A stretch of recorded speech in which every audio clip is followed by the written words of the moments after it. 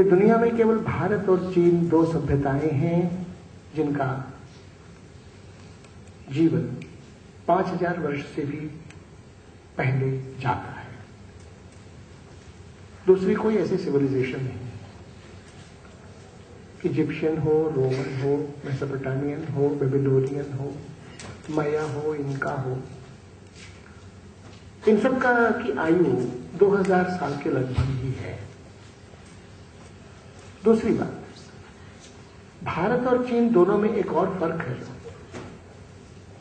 कि दुनिया में कोई भी सभ्यता 400 वर्ष से अधिक विदेशी हमलों को सहकर बरकरार नहीं बची। चीन ने भी उन हमलों से बचने के लिए दीवार खड़ी कर ली थी, सामना नहीं किया।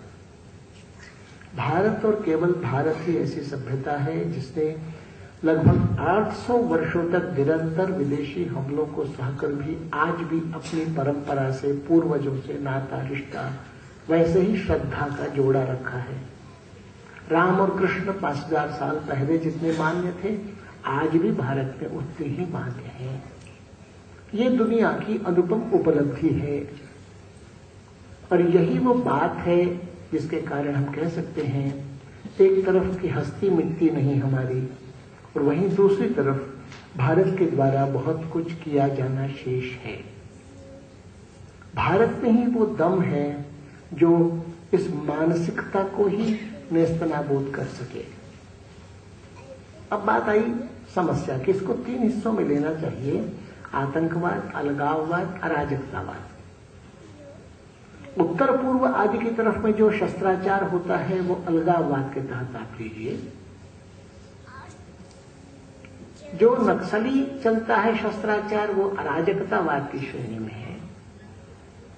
और देश के अंदर और विदेशों से समर्थन प्राप्त एक विशिष्ट विचारधारा कहिए, संप्रदाय कहिए, उसके लिए शस्त्राचार हो रहा वो आतंकवाद है और वो एक तरह से युद्ध का प्रकार है। ईरान के लोगों ने भी यही कहा है कि हम युद्ध का प्रकार आतंकवाद के नाते स्वीकार इसलिए करते हैं कि शस्त्र बल और टेक्नोलॉजी में वो हमसे ज्यादा आगे होंगे। जनसंख्या की दृष्टि से भी शायद अमेरिका ज्यादा हमसे है, मगर एक सरप्राइज एलिमेंट सरीखा ऐसा है जो हम उपयोग करके निर्मम प्रहार कर सकते हैं, उन्हें डिमोरलाइज कर सकते हैं। तो सितंबर 11 के पीछे का शास्त्र यही था, जिसके कारण हम आ गए हैं तुम्हारे ही अंतस्थल में, तुम्हारी छाती पर ही प्रहार हम कर रहे हैं, ये दिखाना था। इसलिए वर्ल्ड ट्रेड सेंटर हुआ था। ये मैं एक पहलू बता रहा हूं, कुछ और पहलू समझने की जरूरत है। ऐसा मुझे लगा कि हम बीटिंग अराउंड द बुश करते रहते हैं कई बार। अच्छा लगा कि टीएस के प्रमुख जी ने बातों को कुछ स्ट्रेट फॉरवर्ड लाने की कोशिश की है। उन्होंने सीधा सीधा जिहाद की तरफ संकेत किया। उन्होंने सीधा सीधा कहा कि दारुल कुफ्र, दारुल हरब, दारुल अमन, फिर दारुल इस्लाम। यही एक विशेष तत्व ज्ञान है जिसको अल्लाह का सैंक्शन है, मोहम्मद साहब का निर्देश है। तो जब ऐसा रिलीजियस सैंक्शन मिलता है शस्त्राचार को, तो उसकी सिफत कुछ अलग हो जाती है। और यही बात केवल इस्लाम में ही क्यों, आप इतिहास की ही बात कर रहे थे, तो भैया 900 ईस्वी से लेकर 1300 ईस्वी तक यूरोप, अफ्रीका, मिडिल ईस्ट सब में क्या घटा? क्रूसेड वर्सेस जिहाद। तो क्रूसेड चला ईसाई मत की तरफ से, जिहाद चला इधर की तरफ से। 1500 में जाकर के वो रुका। तब तक तो कितनी बार मस्जिदें गिरजाघर में तब्दील हुई और गिरजाघर मस्जिदों में तब्दील हुए। उत्तर से झोंका चलता था, मध्य अफ्रीका तक आता था क्रूसेड का, और जिहाद का झोंका चलता था तो साइबेरिया तक जाता था। ऑस्ट्रिया, पोर्चुगल, स्पेन पता नहीं कितनी बार ध्वस्त हो गए थे। वो भी कारण क्या है? एक फर्क समझना होगा। वो है हेमेटिक रिलीजन्स और सेमेटिक रिलीजन्स का। जो मिडिल ईस्ट की तरफ से जो जेरूसलेम के आसपास से उद्भव हुआ है वो सेमेटिक रिलीजन्स है, और जो हिमालय के आसपास से उद्भूत हुए हैं वो हेमेटिक रिलीजन्स हैं। दोनों में बेसिक फर्क है कि दुनिया को बिलीवर्स और नॉन बिलीवर्स में बांट लेना। बिलीवर्स और नॉन बिलीवर्स में जब बांटते हैं तो उसमें से उद्घोष आएगा, हमारा भगवान भगवान, तुम्हारा भगवान शैतान। तो हमारा भगवान भगवान, तुम्हारा भगवान शैतान, तो शैतान से मुक्त करना हमारा फर्ज है। सीधे मान जाओ तो अच्छा है, नहीं तो जीने का अधिकार नहीं। हेमेटिक रिलीजन्स का कहना है कि religion is the mode of establishing relationship between man and the maker. मनुष्य और उसके निर्माता के बीच के रिश्ता स्थापित करने का जो रास्ता है वो है मत संप्रदाय। और इसमें हर एक संप्रदाय को भारत में हेमेटिक रिलीजन्स में अपना अपना टूथब्रश के नाते से सैंक्शन है। हमारा टूथब्रश हम इस्तेमाल करें, आपका टूथब्रश आप इस्तेमाल करिए। आप देवी की पूजा करिए या हम राम की पूजा करेंगे, आप कृष्ण जय कृष्ण श्री कृष्ण कहिए और हम बाबा भोलेनाथ कहेंगे। हम कभी जिद नहीं करेंगे कि हमारा ही टूथब्रश आप इस्तेमाल करें, वो तो अनहाइजीनिक है। और वैसे ही हम अपेक्षा भी नहीं करेंगे कि आप अपना टूथब्रश हमें इस्तेमाल करने की जिद करें। तो ये इसी में से जो सभ्यता की बातें आएंगी उसको एक तरफ कहेंगे, उनकी बात को ही संस्कृति, मैं ही ठीक, मेरा ही रास्ता ठीक, तुमको भी मेरे ही रास्ते पर चलना, नहीं तो नेस्तनाबूद करना हमारा पावन कर्तव्य है। और इधर से जो उपजी है उसको कहेंगे भी संस्कृति, मैं भी ठीक, तुम भी ठीक, तुम अपने ढंग से चलो, हम अपने ढंग से चलें, कोई जरूरी नहीं है तुम अच्छे मुसलमान ही बनकर दिखाओ, तो ज़कात करो ना अच्छा से अच्छा। तुम कहते हो रहीम और रहमत की ही बात कहते हो, उसी पर चलो। तुम कहते हो कि दोनों ही जैसे अहिंसा के पूर्ण अवतार थे जीसस क्राइस्ट, वैसा ही चलो ना। कैसा वो सच्चाई के रास्ते पर चले, उसके बदले फ्रॉडुलेंट मीन से कन्वर्शन करना अगर तुम करते हो तो कौन सी जीसस की बात है? या तो तुम जीसस को मानते नहीं हो या जीसस ऐसे नहीं है पर तुम कर रहे हो, कह रहे हो। और ये बात यहां तक जब आप लेंगे तब इसीलिए जयेंद्र सरस्वती जी ने, शंकराचार्य ने एक बार कहा था कि देखो सर्वमत समादर का उपयोग तुम शब्द मत करो, सर्वमत मैत्री की बात अधिक से अधिक कहो, क्योंकि ये बेसिक ये फर्क है ही संस्कृति और भी संस्कृति का। तो भी संस्कृति के तो समादर की बात हो सकती है, लेकिन भी और ही संस्कृति के मिलाकर समादर की बात अगर कहोगे तो तुम यथार्थ को नहीं समझ रहे हो या समझकर भी अनदेखा कर रहे हो, तो परिणाम भुगतना ही पड़ेगा तुमको। ये एक पहलू है। एक और पहलू वो है, मैकडूगल का सिद्धांत है मनोविज्ञान में कि व्यक्ति का मनोविज्ञान और समूह का मनोविज्ञान में फर्क होता है। इसलिए इंडिविजुअली कई लोग अच्छे होंगे, लेकिन समूह में उनका व्यवहार बदल जाता है। इसलिए किस समुदाय में कितने लोग इंडिविजुअली अच्छे हैं यह पर्याप्त नहीं है। समाज के नाते से भी behaviour, responses, reactions, reflections, conceptions, comprehension, इसके भी अलग सिद्धांत होते हैं। इसलिए समुदाय के नाते से व्यवहार ये अलग अलग समुदायों का अलग अलग प्रकार होगा, ये समझने की जरूरत है। जैसे किताब में पढ़ रहा था, आप भी कभी को मिलेगा, जरूर पढ़िएगा, वो है लियन यूरिस की लिखी हुई हज इब्राहिम। हज इब्राहिम में उनका यह कहना है, भाई इस बात को समझ करके चलो कि क्लानिश मूड एंड मेंटालिटी रहेगी। ये बात मान करके चलो कि अगर इस्लाम के साथ आप समानता के आधार पर, भ्रातृत्व के आधार पर, सौहार्द के आधार पर संवाद स्थापित करने की कोशिश करेंगे तो इसे आपकी कमजोरी माना जाएगा। रिसीव करने वाला व्यक्ति इसको कमजोरी मानेगा। और अगर आप ताकत के स्थान से बात करेंगे तो बराबरी पर लिया जाएगा। ये एक समाज का मनोविज्ञान है। इसी का हाल फिलहाल में जब आपको याद तो मुशर्रफ आए थे आगरा, संवाद चल रहा था, तो मैंने उस समय में अपने नेताओं को कहा था कि देखो वार्ता करने के पहले पाकिस्तान के अखबारों में क्या छप रहा है, इसी वार्ता के संदर्भ में वो तो एक बार पढ़ लो। तुम तो कह रहे हो बड़ी सद्भावना के साथ वार्ता हो जाएगी, अच्छा हो जाएगा। पाकिस्तान के अखबार तो ये लिख रहे हैं कि बेटा मुशर्रफ, मियां मुशर्रफ, जरा सावधान रहना, ठीक रहना, डटे रहना, बिल्कुल अब वक्त एकदम फल देने वाला है। तुम अगर डटे रहे तो कश्मीर को तश्तरी पर पेश कर दिया जाएगा तुमको भारत के द्वारा। केवल जरूरत है डटे रहने की। जिस उत्साह से, जिस तरह से गिड़गिड़ाकर उन्होंने तुमको निमंत्रण दिया है भारत के लोगों ने, इसी से समझ लो कि उनकी मानसिकता क्या है। तुम डटे रहना, यही जरूरत है वक्त की। ये वही चीज है।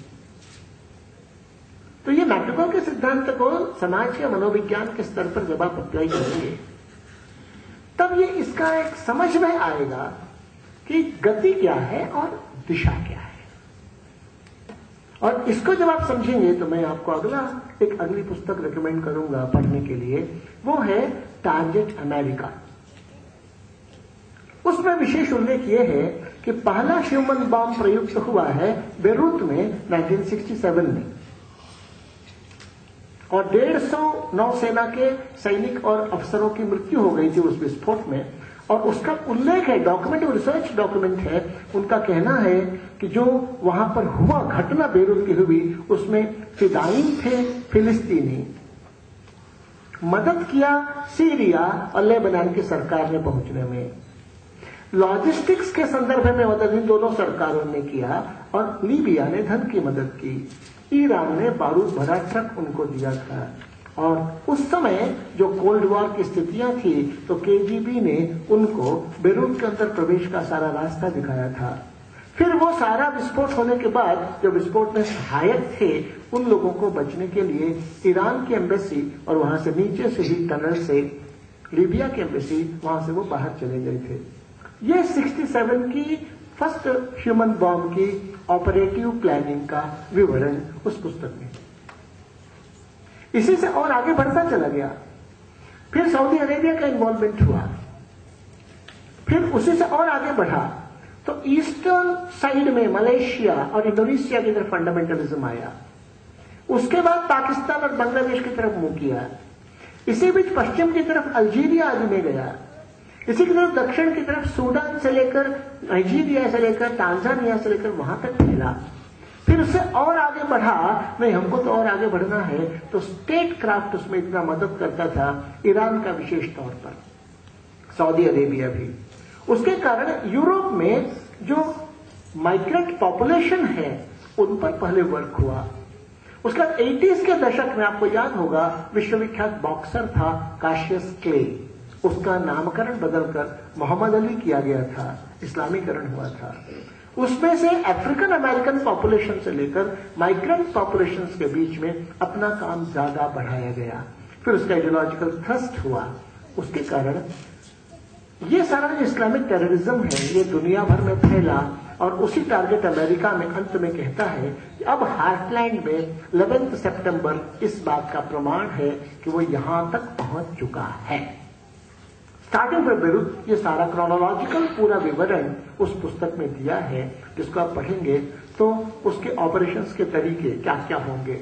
उसी में पेरिस में किस तरह से एक साथ 18 दिनों में लगभग 600 विस्फोट कैसे, उपद्रव कैसे, बसें कैसे तोड़ी गई, इसका विवरण है। एक ही दिन 26 जिला केंद्रों पर बांग्लादेश में कैसे बम फोड़े गए, इसका उल्लेख है। ये सब जब आप पढ़ते हैं तो मैं आपको एक और 2 किताबों की ओर ले जाना चाहूंगा। एक है clash of civilisations, Samuel Huntington. उसने इन्हीं सब बातों को आगे रखते हुए ही संस्कृति के ही 2 बड़े सिपह सालारों के बीच सुंद उपसुंद का युद्ध होने की आशंका उन्होंने व्यक्त की है।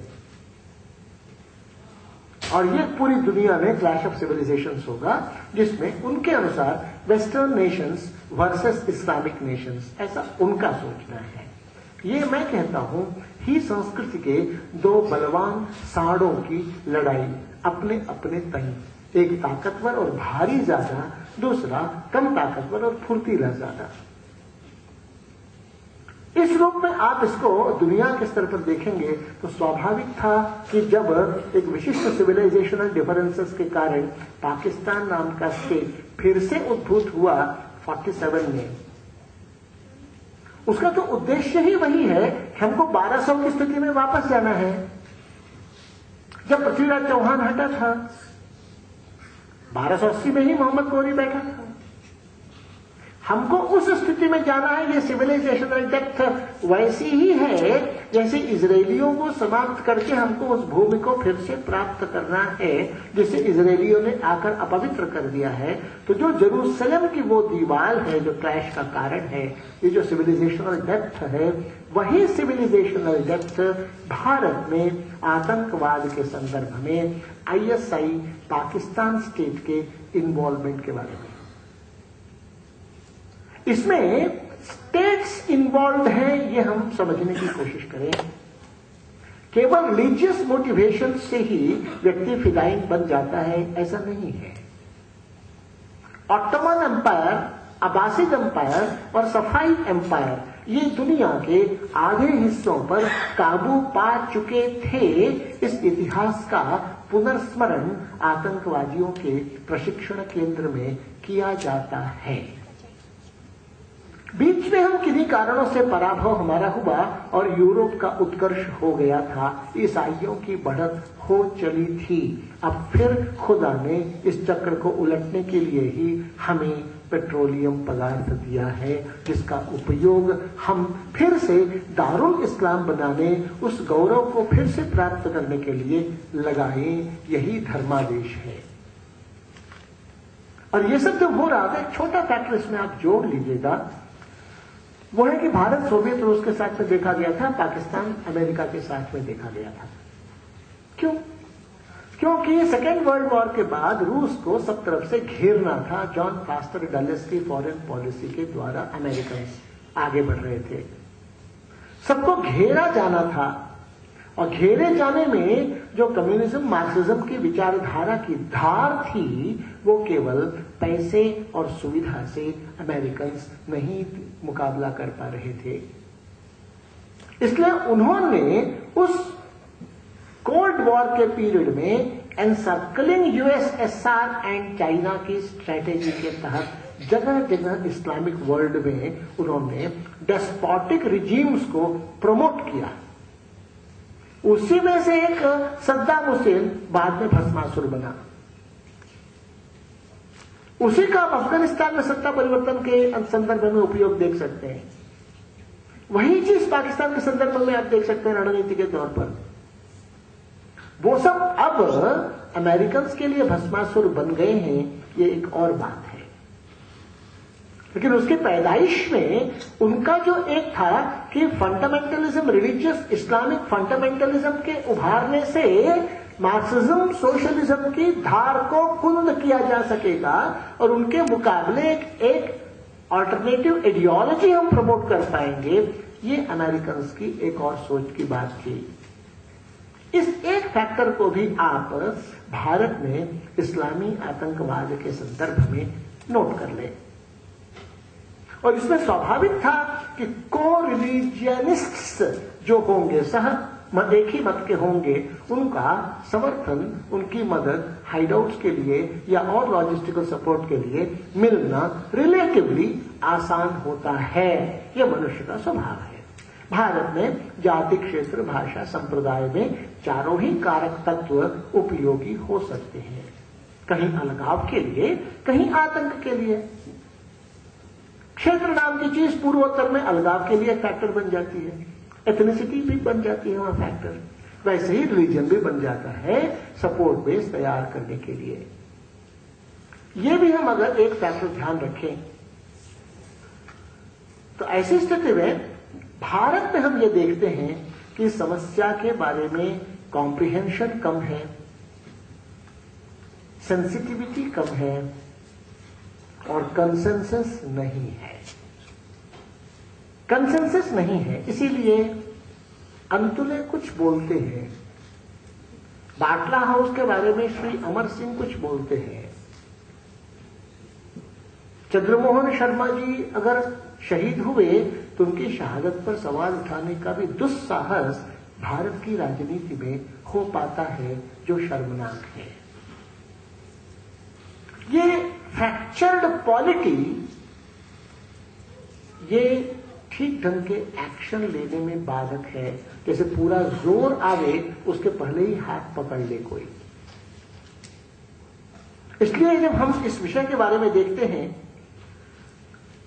तो केवल यही तो क्यों, किसी भी समय में आप देखेंगे तो प्रोटेस्ट होगा, लेकिन वो प्रोटेस्ट बड़ा वीक होगा और एक बैलेंसिंग एक्ट चलेगा। क्यों? कहीं ना कहीं गिल्ट कॉम्प्लेक्स बना रहता है। क्या? सिक्योरिटी ऑफ द माइनॉरिटीज, ये हमारा basic Tenet of the constitution का अंतर्गत एक और पहलू है, कहा जाएगा। इसमें जो justice for all and appeasement of none की प्रैक्टिस होनी चाहिए, उसमें कमी होकर बैलेंसिंग एक्ट हो जाता है। अगर ये इस्लामिक टेररिज्म है तो ये दम से कहने की जरूरत है कि भैया समस्या इस्लाम है, समस्या भारतीय मुसलमान नहीं है। क्यों? क्योंकि भैया इस्लाम तो यहां बहुत पहले से आया, मोहम्मद बिन कासिम के समय से ही आया था। So what? स्टेबलाइज हुआ है 1280 में। So what? 425 साल का इतिहास है। 1760 औरंगजेब की मौत। 425 साल में आधा भूगोल भी और आधी आबादी भी इस्लामी शासन के अलग अलग किंगडम्स के तहत भी नहीं हो पाई थी। मात्र 27 ईयर्स उसमें से ऐसे रहे जिन्हें nearly 50% of population was under the subjugation of various kinds of Islamic kingdoms in Bharat. लेकिन 1707 से क्या हुआ? भारतीय समाज की अपनी ताकत ऐसी है, जब एक्सटर्नल इंटरवेंशंस नहीं थे तो लोकल समाज का एसिमिलेशन होता चला गया था। इसलिए कर्नाटक का मुसलमान कन्नड़ा ही बोलता था, तुर्की टोपी नहीं पहनता था। मलयालम ही बोलता था केरल का मुसलमान, और सफेद लुंगी ही पहनता था, चौखाना लुंगी नहीं पहनता था। मलयालम में बोलता था, उर्दू नहीं जानता था। और ये स्टेज एसिमिलेशन इसीलिए मेमन है और जितने भी लोग हैं गुजरात के, वोराज हैं, वो लोकल कस्टम से गवर्न होते थे, शरीयत से गवर्न नहीं होते थे। इसमें दिशा में परिवर्तन आया है। 1707 से जो एकीकरण एसिमिलेशन की प्रक्रिया भारत में चली है, इसमें मुसलमानों का भी योगदान उतना ही रहा जैसे सामान्य हिंदू का था। No better no worse, assimilation ही चला। इसीलिए ताजिया नाम की चीज नई कला के रूप में भारत में पनपी, जो ट्रेडिशनल सऊदी अरेबिया में नहीं पाई जाएगी। इंडियन वेरिएंट ऑफ इस्लाम, उसे में आप और भी चीजें देखेंगे तो कबीर को आप उसी में पाएंगे। यह हो रहा था, इसमें गड़बड़ी हुई है। फर्स्ट टाइम 1892 बिजनौर जिले में दंगा कलेक्टर ने करवाया। उसके क्यों? क्योंकि 1857 एक ऐसा क्लाइमैक्स आ गया था जहां भारत बहादुर शाह जफर के नेतृत्व में लड़ने में कोई बेगानापन महसूस नहीं कर रहा था। उस समय में जाति क्षेत्र संप्रदाय का भाव उस कदर न होकर जो भारत की सर्व समंजसता की संस्कृति है वही हावी होती चली गई थी, राजनीति में भी, कला साहित्य संगीत में भी। उस एसिमिलेशन में खंड पड़ा है 1892 ऑनवर्ड्स। और फिर आप देखेंगे 1919 में पहली बार शरीयत को ऑप्शनल एक ऑफर दिया गया अंग्रेजों के द्वारा, और 1937 में पहली बार शरीयत को मुसलमानों के लिए मैंडेटरी बनाया गया। और उसी का लॉजिकल कॉन्सिक्वेंस था द्विराष्ट्रवाद, लॉजिकल कॉन्सिक्वेंस था भारत का विभाजन 1947। तो ये हम अगर भारतीय संदर्भ में अगर आप लेंगे तो अंग्रेजों ने एक बात जरूर की, जैसे तमिलनाडु है, अरे भाई मुस्लिम की जमीन है ना, उसको प्रोटेक्ट ज्यादा करना कलेक्टर। प्रोटेस्ट कहीं से आएगा तो सुनना मत, और प्रोटेस्ट करें तो मार के भगा देना।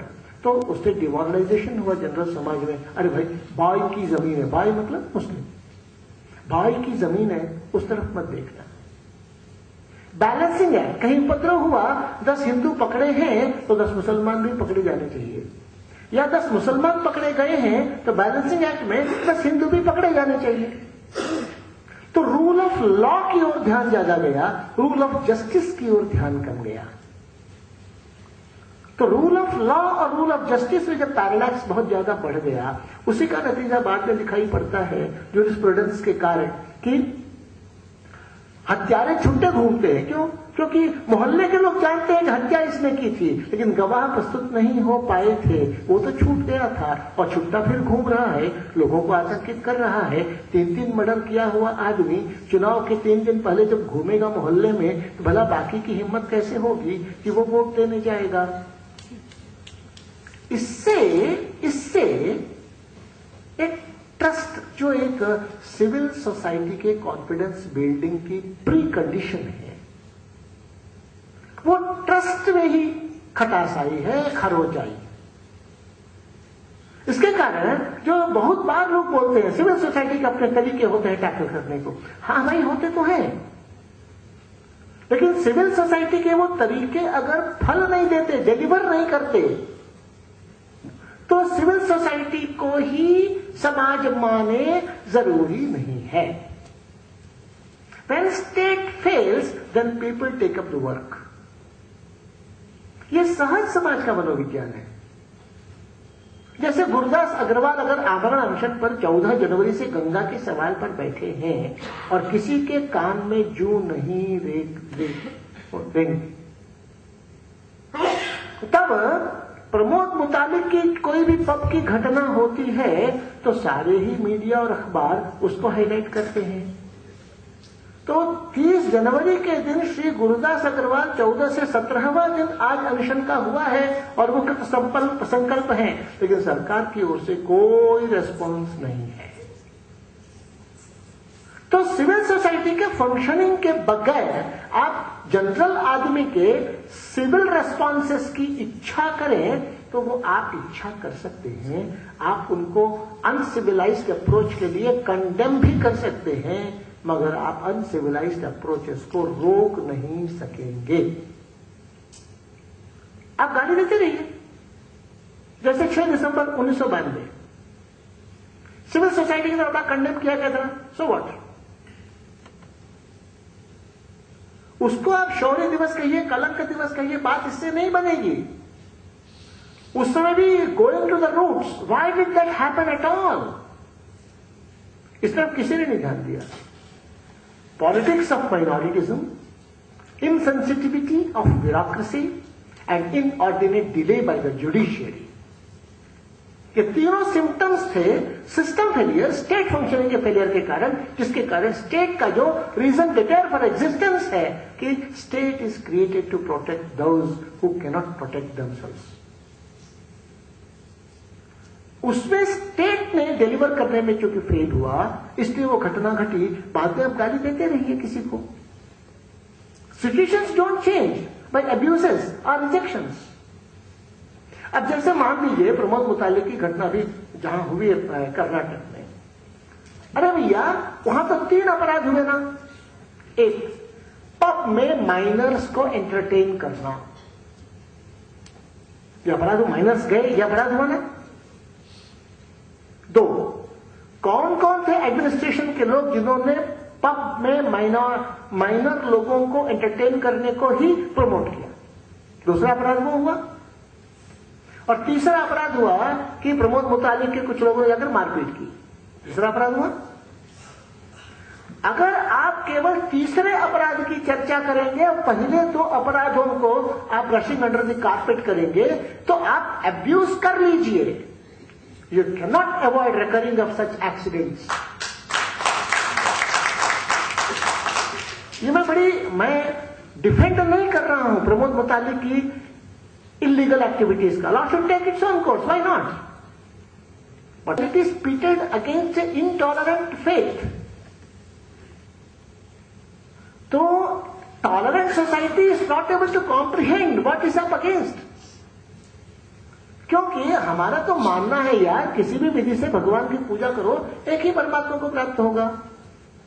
इसलिए मस्जिद के सामने हो, गिरजाघर हो, गुरुद्वारा हो, मंदिर हो, सबके पास से गुजरते समय में सिर झुकेगा ही झुकेगा, क्योंकि यहां की तासीर है। इनको समझ में नहीं आ सकता कि मस्जिद के साथ साथ सऊदी अरेबिया जुड़ा रहेगा या ईरान जुड़ा रहेगा या आईएसआई जुड़ा रहेगा। ये तो एक और इबादत की जगह मानेंगे। तो ये जो एक बेसिक माइंडसेट है भारत में, इसको समझना होगा। और इसमें मेरा निवेदन जरूर है एक, कि रावण से लड़ने के लिए राम को रामत्व नहीं छोड़ना चाहिए। रावण को रावण बनकर मारने से दो रावण हो जाते हैं।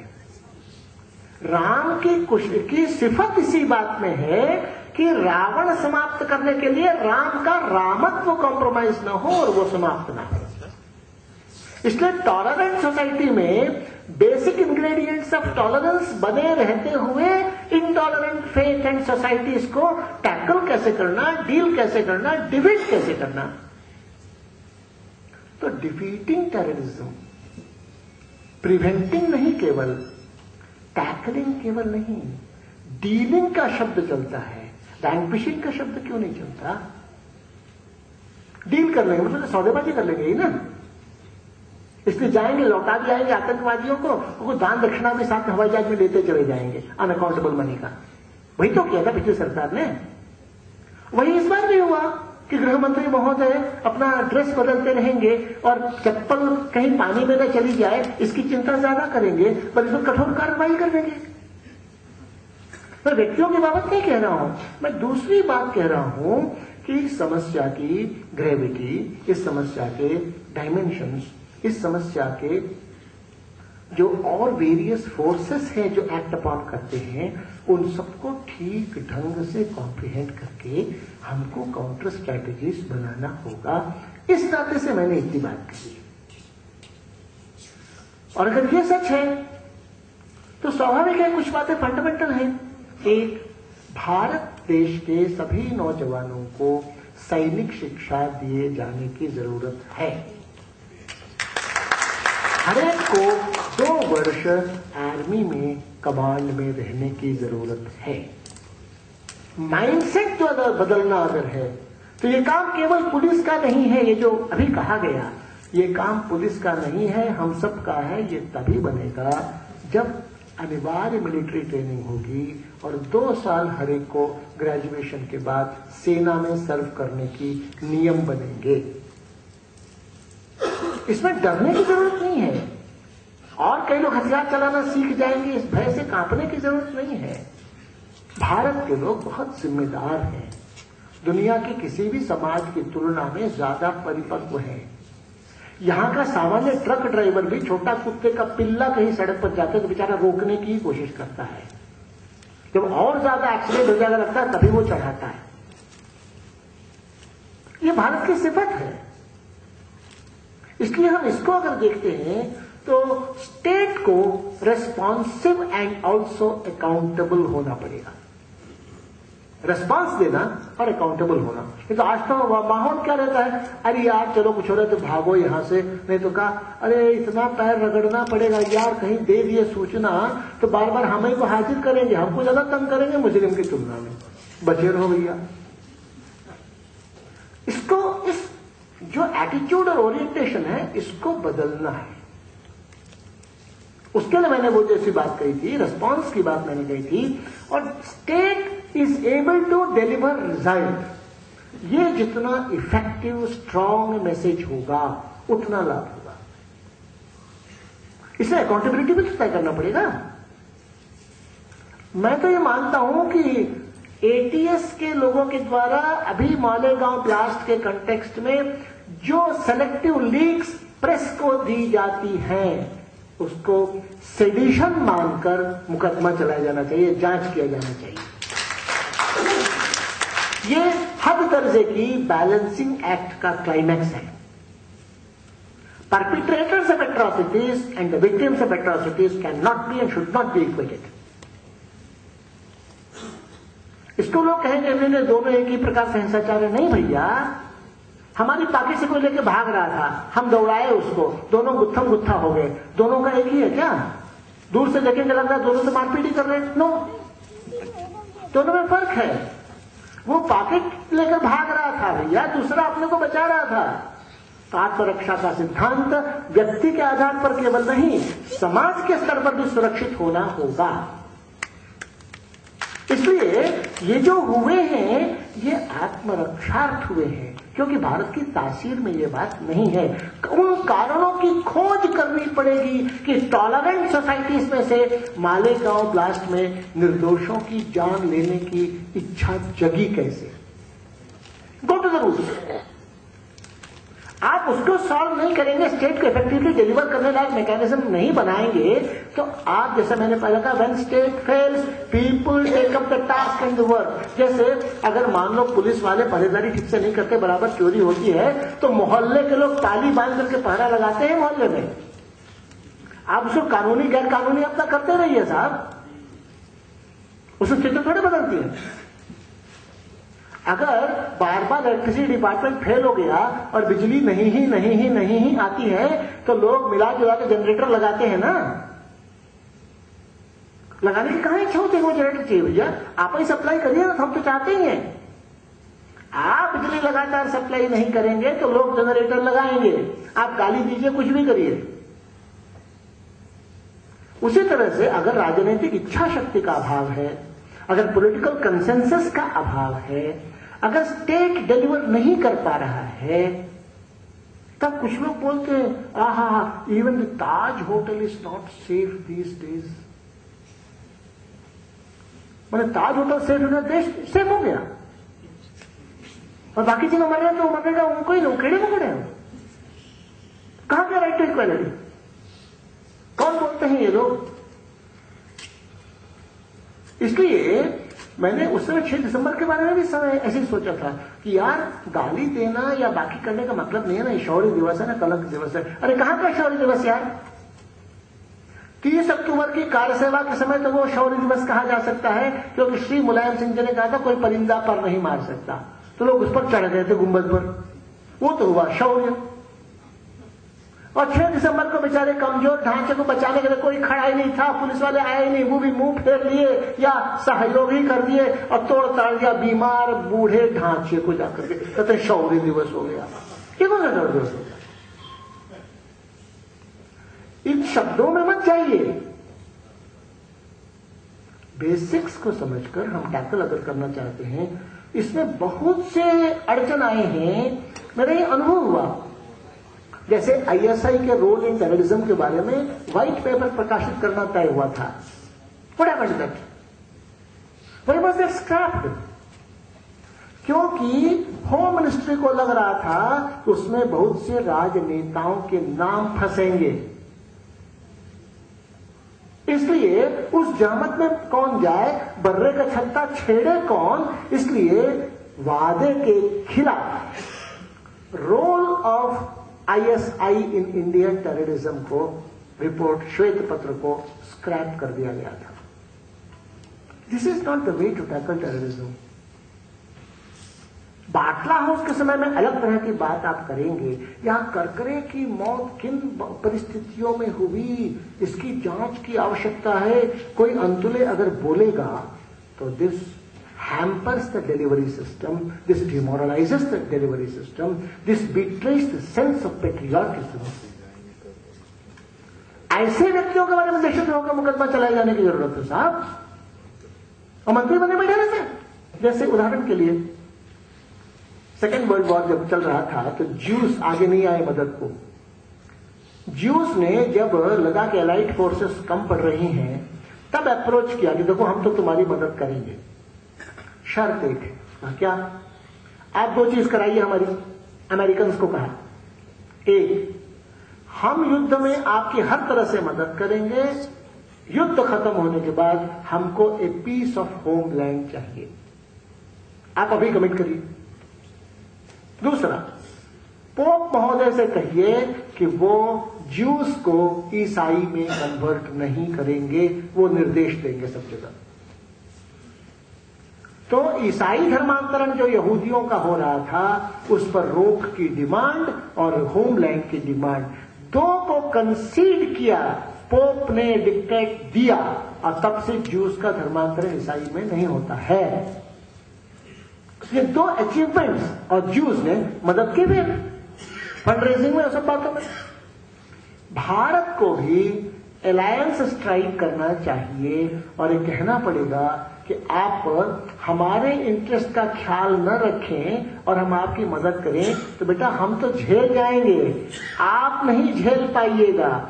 ऐसा यूरोप जिसको अभी भी 500 साल पहले जो भयंकर जिहाद का सामना करना पड़ा है, एवरेज स्पेनिश आदमी में, पोर्टुगीज आदमी में, भारत में जितना जिहाद के बारे में डर रहता है, खौफ रहता है, उससे 100 गुना खौफ है वहां पर। हम इसी सिचुएशन के चैलेंज को अपॉर्चुनिटी में कन्वर्ट कर सकते हैं। इसी के आधार पर we can become a bigger player at the global level to combat terrorism and to finish it.